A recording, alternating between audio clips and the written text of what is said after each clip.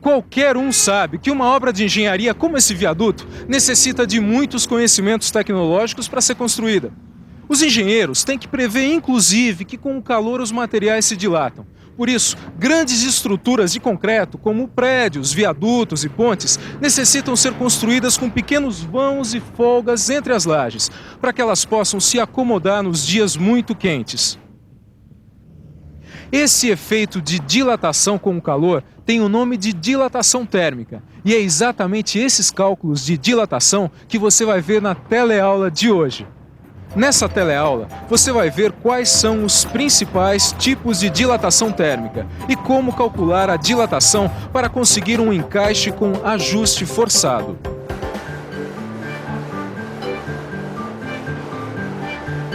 Mas não é só nas grandes obras de engenharia que se precisa calcular a dilatação térmica. Existem muitas empresas, como essa aqui onde a gente está, por exemplo, que fabricam e montam conjuntos mecânicos, como, por exemplo, esse redutor de velocidade aqui. Para se fazer uma peça como essa, é necessário que se façam encaixes com ajuste forçado. Ou seja, a medida do furo é menor do que a medida do eixo. Tá vendo? Não está entrando. Como será possível fazer esse encaixe forçado sem danificar as peças componentes do sistema? Pois é exatamente esses cálculos que você vai ver hoje. E muita atenção, que a nossa teleaula está apenas começando. O encaixe forçado, como esse que você está vendo aqui, não é nenhum milagre nem produto de mágica. É apenas o resultado da aplicação de conhecimento científico sobre dilatação térmica.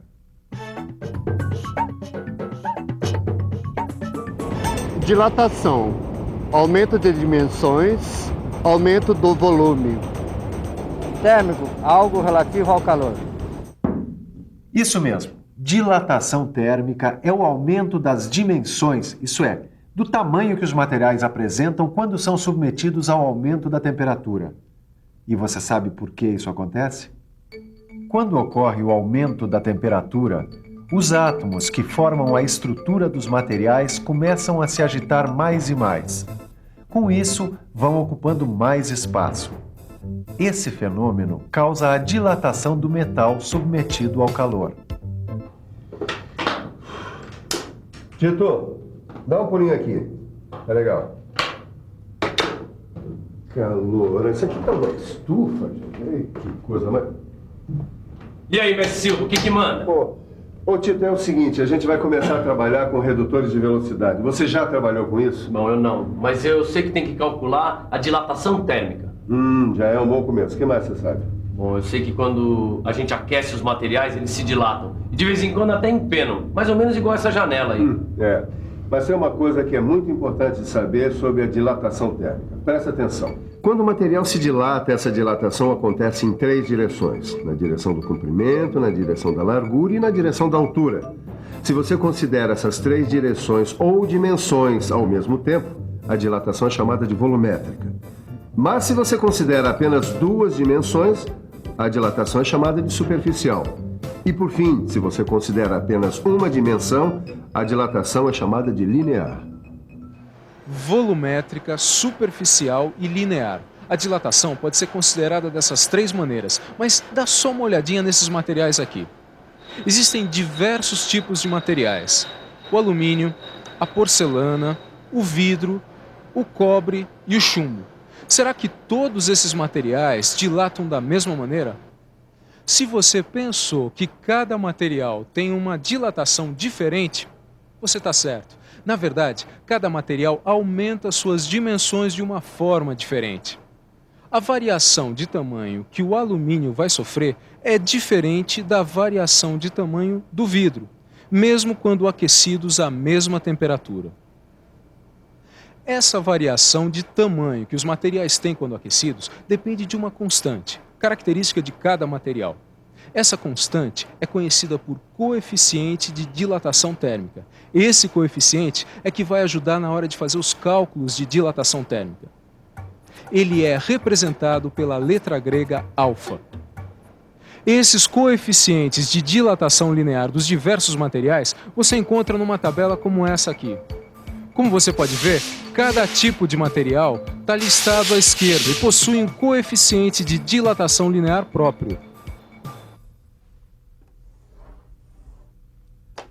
Agora você já sabe que os materiais possuem um coeficiente de dilatação linear, mas deve estar se perguntando, aonde o encaixe forçado entra nisso?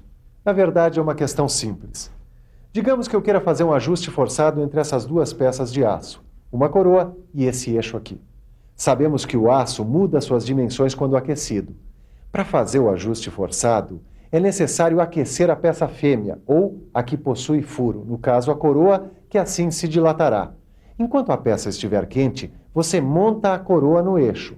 E aí, quando a coroa esfriar, o ajuste forçado estará pronto.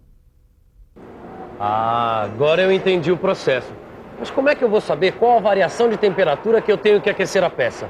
É aí que entra o cálculo da dilatação térmica. Agora, para fazer esse cálculo, que tipo de dilatação eu uso? A dilatação volumétrica, a dilatação superficial ou a dilatação linear? Vamos pensar um pouco? Vamos pensar um pouco. Peraí. A medida que eu preciso saber para calcular a dilatação térmica é o diâmetro do furo da coroa, é claro. Bom, se eu só preciso dessa medida para fazer o cálculo e o diâmetro é um pedaço de linha reta, então eu devo considerar apenas a dilatação linear. É isso, dilatação linear. Bem pensado, Tito. Agora, para fazer esse cálculo, provavelmente deve existir alguma fórmula. E existe. Dá só uma olhada aqui. Para o cálculo da dilatação térmica, você precisa aplicar essa fórmula aqui. Eu não estou entendendo essa fórmula muito bem. Preste atenção. ΔL é o aumento de comprimento que você precisa. Alfa é o coeficiente de dilatação linear.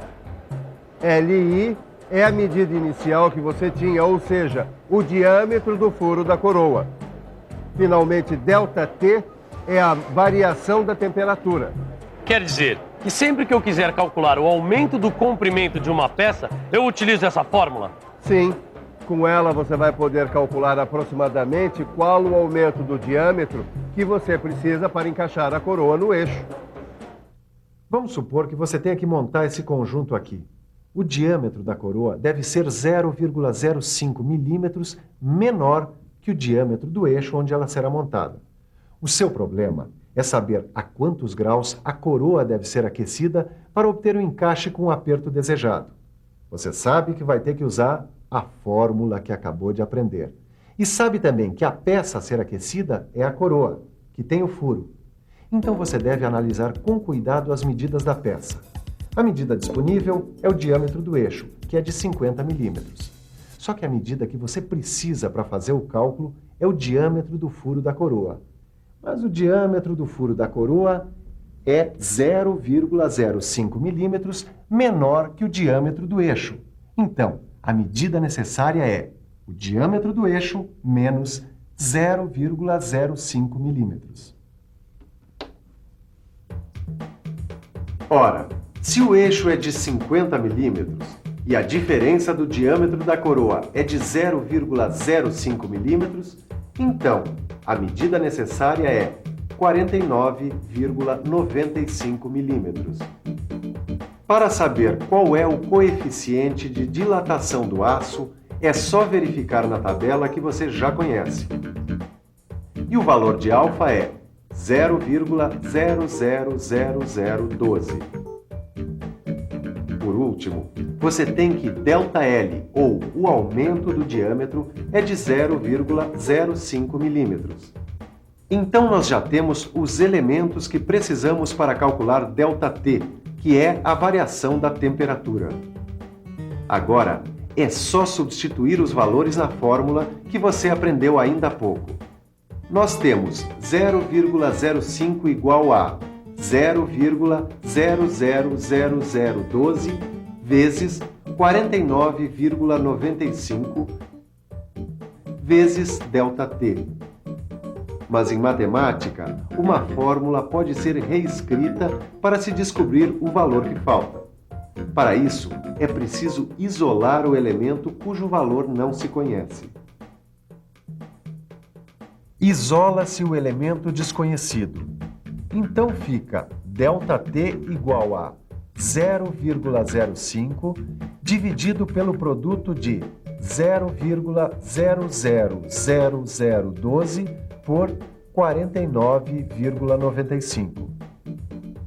Daí é só dar sequência ao cálculo que você chegará ao valor da variação da temperatura necessária para aquecer a coroa, 83,4 graus Celsius. Quer dizer, então, se eu aquecer esta coroa com esta variação de temperatura, eu vou conseguir um encaixe no eixo. E voltando à temperatura normal, eu vou ter um encaixe com ajuste forçado. É isso? É isso mesmo. Você vai conseguir sem precisar danificar o conjunto. Por exemplo, se a temperatura normal, isso é, se a temperatura ambiente for de 20 graus, você deverá aquecer a coroa até 20 graus mais 83,4 graus, o que dá 103,4 graus Celsius. Vamos dar uma olhada como isso funciona? Vamos lá.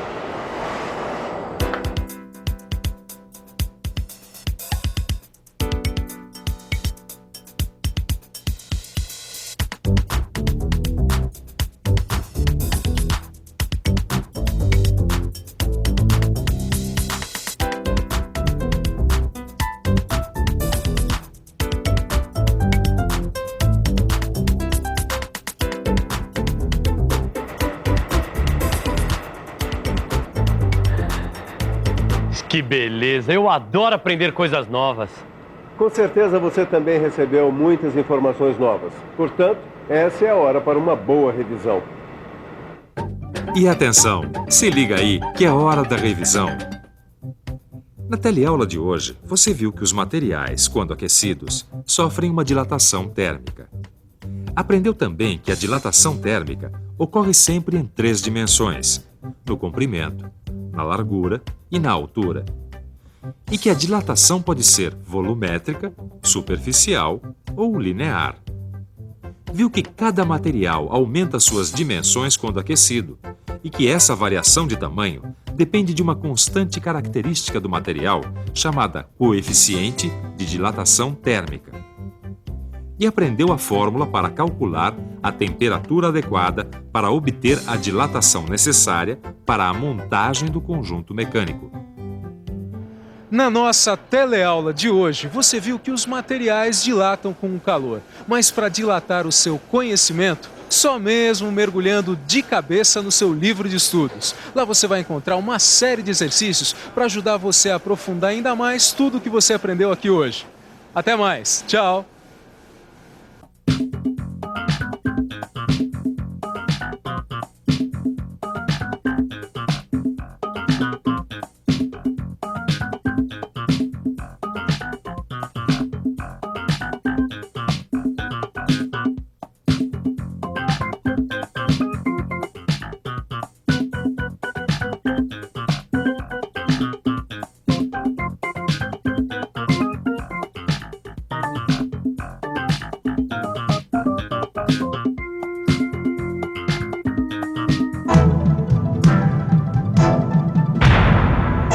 Telecurso 2000, um programa de educação do Sistema Fiesp e da Fundação Roberto Marinho.